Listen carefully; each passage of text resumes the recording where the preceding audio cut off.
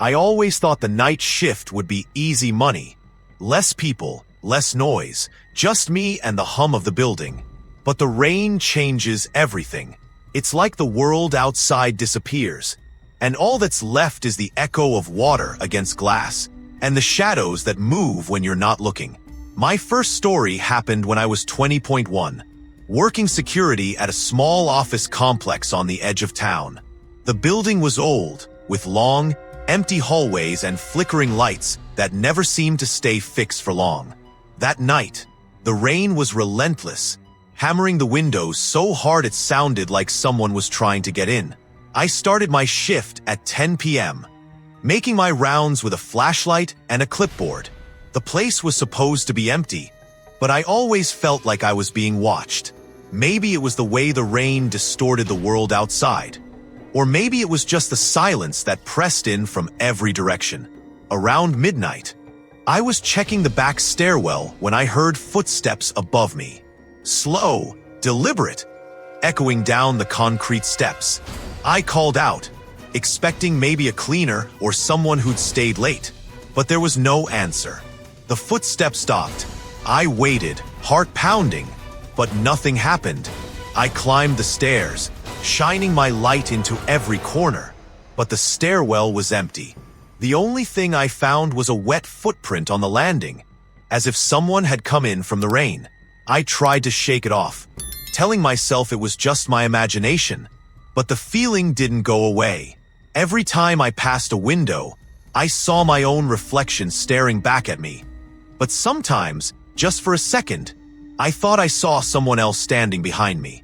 I finished my shift without seeing anyone, but I never forgot that footprint, or the way the rain seemed to drown out every sound except the ones I didn't want to hear. The second story comes from a friend of mine, Jamie, who worked the night shift at a 24-hour gas station on the highway. She always said the rain brought out the strangest people, and after what happened to her, I believe it. It was a Tuesday night, and the rain had been coming down for hours. The station was empty except for Jamie and the hum of the refrigerators. Around 2 a.m., a car pulled up to the pump, headlights cutting through the sheets of rain. The driver didn't get out. Jamie watched from behind the counter, waiting, but the car just sat there, engine running, wipers slashing back and forth. After 10 minutes, she started to get nervous. She stepped outside, pulling her jacket tight against the rain, and walked toward the car. As she got closer, she saw the driver was slumped over the wheel, unmoving. She knocked on the window, but there was no response. She was about to call 911 when the driver suddenly sat up, staring at her with wide, unblinking eyes. He didn't say a word, just stared, rain streaming down the glass between them. Jamie backed away, heart racing, and hurried back inside. The car stayed there for another hour, engine idling, before finally pulling away into the darkness. She never saw the driver's face clearly, but she said she could still feel his eyes on her, even after he was gone. The third story is my own, from a few years later, when I was working as a janitor at a hospital. Night shifts in a hospital are different. There's always someone awake, always a light on somewhere, but the rain makes even the busiest places feel empty. It was a stormy night, the kind where the thunder shakes the windows and the rain drowns out every other sound. I was cleaning the third floor, which was mostly empty except for a few patients and the nurses at the station. Around 3 a.m., I heard a soft tapping on one of the windows at the end of the hall. I ignored it at first, thinking it was just the rain, but the tapping kept going, steady and rhythmic. I walked down the hall, mop in hand, and looked out the window. There was nothing there, just the darkness and the rain. But as I turned to leave, I saw a handprint on the glass, smeared and dripping with water. It was on the inside. I checked every room on that floor, but everyone was asleep, and the nurses swore they hadn't left the station. I cleaned the handprint off the window, but I couldn't shake the feeling that someone or something that had been watching me from the other side of the glass. The rain kept falling, and the night dragged on. Every shadow seemed to move. Every sound seemed louder than it should have been. I finished my shift, but I never felt safe in that building again, especially when the rain was coming down.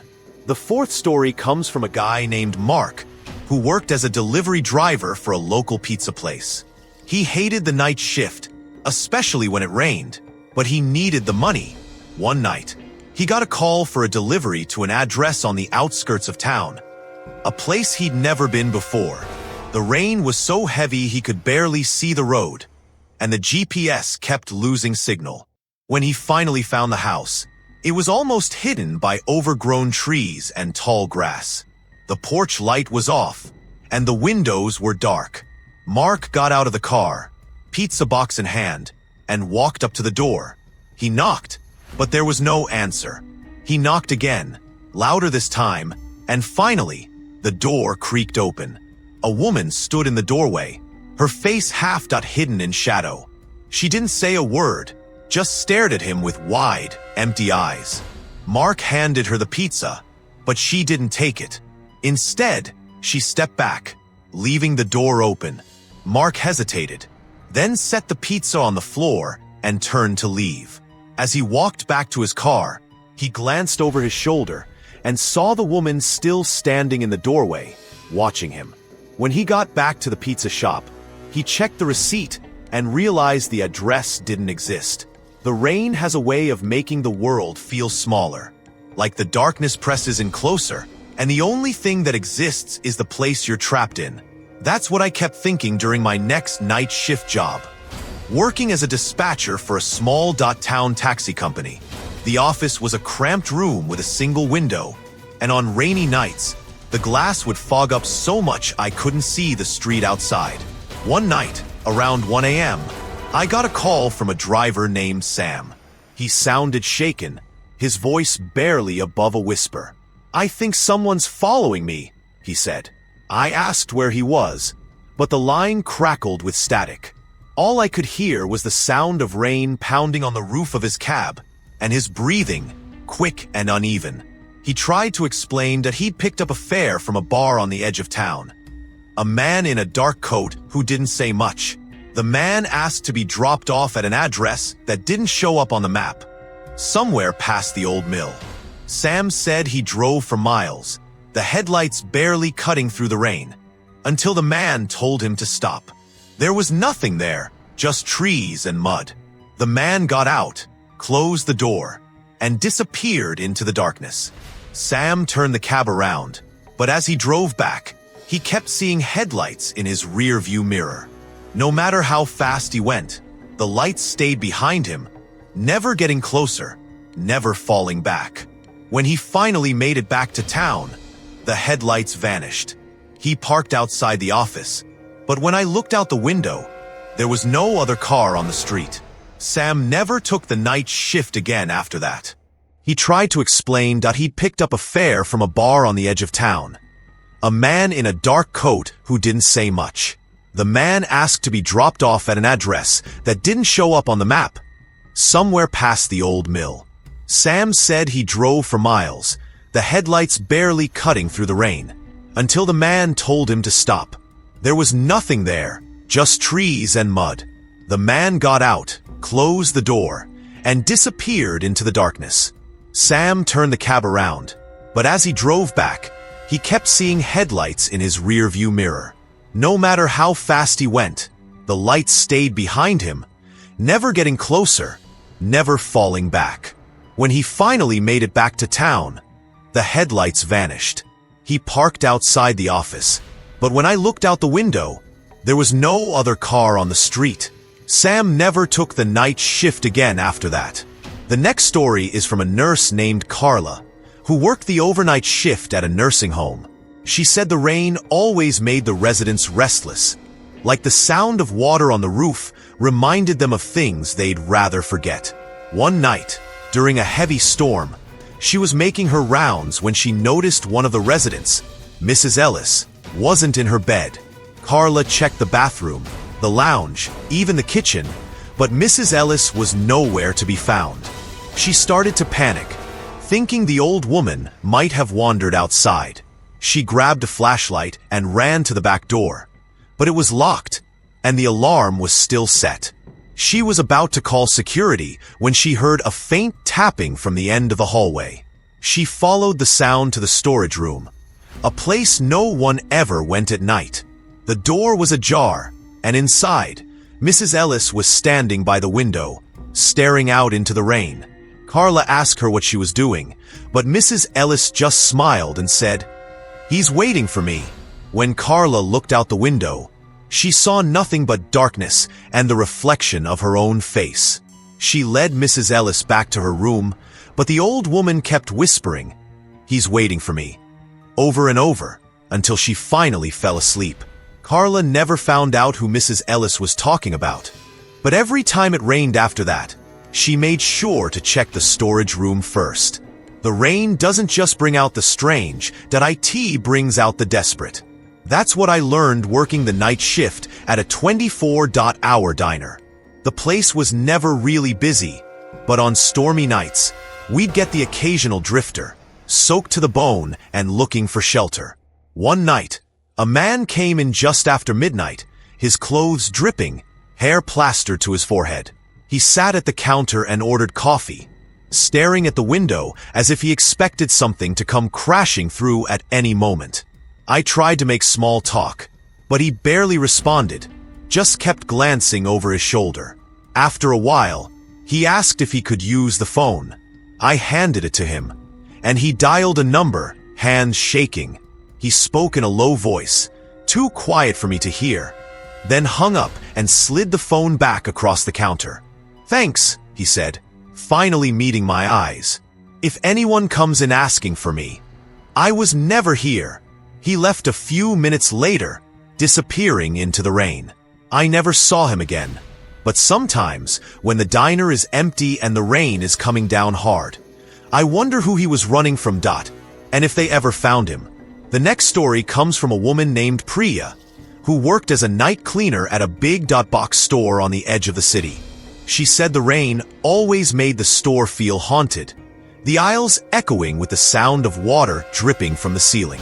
One night, she was cleaning the electronics section when she heard a child's laughter coming from the toy aisle. She thought maybe someone had left a sound-activated toy on. So she went to check. The aisle was empty, but the laughter kept going, echoing off the shelves. She followed the sound to the end of the aisle, where she found a single, wet footprint on the linoleum floor. She cleaned it up, but the laughter didn't stop. It seemed to follow her through the store, always just out of sight. When her shift ended, she hurried out into the rain, not daring to look back.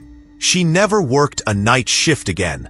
The rain can make even the most familiar places feel strange. That's what happened to me when I was working as a night guard at a museum.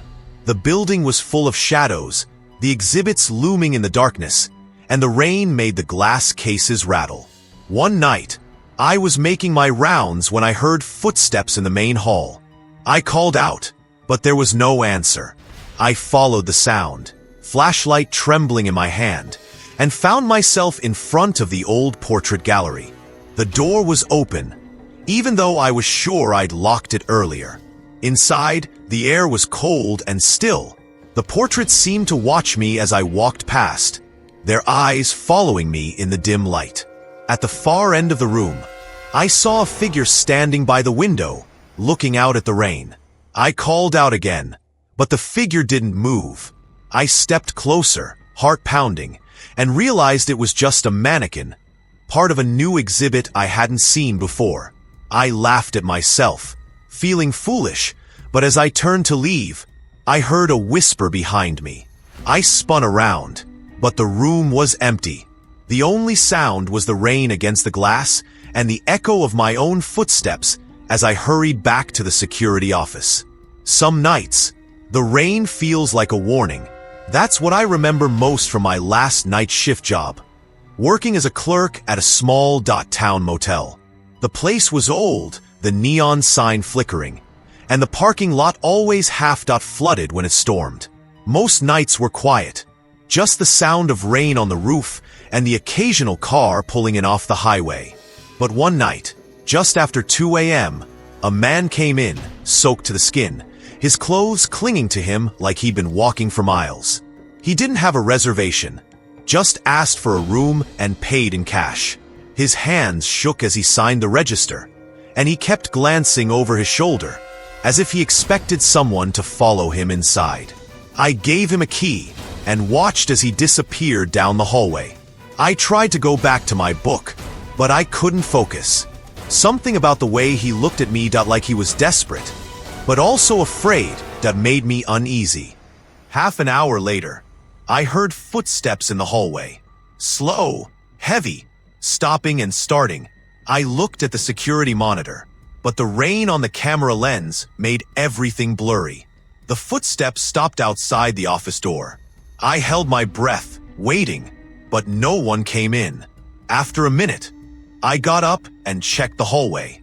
It was empty, except for a trail of muddy footprints leading toward the back exit. I never saw the man again. In the morning, the room was empty, the bed untouched, and the key left on the nightstand. The only sign he'd ever been there was a single, wet handprint on the window, facing out into the rain. The next story comes from a paramedic named Luis, who worked the night shift in a city that never really slept. He said the rain always made things worse. More accidents, more emergencies, more chaos. But sometimes it brought something else. One night, he and his partner were called to an abandoned warehouse on the edge of town. The call was for a possible overdose, but when they arrived, the place was dark and silent, the rain pouring off the broken roof. They found a man lying on the floor, barely conscious, mumbling about someone chasing him. As they loaded him into the ambulance, Luis noticed something strange, that there were no footprints in the mud outside, except for the ones they'd just made. The man kept repeating, "He's still in there. He's waiting." Luis went back inside to check, but the warehouse was empty. Still, he couldn't shake the feeling that someone or something was watching him from the shadows. After that night, Luis said he always felt uneasy when it rained, especially when he drove past that old warehouse. He never found out who the man was running from, or if he'd ever escaped. The rain doesn't just hide things, that it reveals them too. That's what happened to a woman named Emily, who worked as a night auditor at a downtown hotel. She said the rain always brought out the city's secrets, washing them into the open. One night, during a heavy storm, she was going through the nightly paperwork when she heard a knock at the back door. It was unusual. Guests always used the front entrance, and staff had their own keys. She hesitated, then opened the door a crack. A young woman stood outside, drenched and shivering, her eyes wide with fear. She begged Emily to let her in, saying someone was following her. Emily let her inside and called the police. But when they arrived, the woman was gone. She'd slipped out a side door, disappearing into the rain. Later, when Emily checked the security footage, she saw something that made her blood run cold. The woman had been alone when she arrived, but a few minutes later, a shadowy figure appeared at the back door, standing just outside the camera's view. The police never found her, or the person she was running from. The next story is from a man named Greg, who worked as a night janitor at a high school. He said the rain always made the building feel alive, the pipes groaning and the windows rattling. One night, he was cleaning the gym when he heard footsteps echoing in the hallway.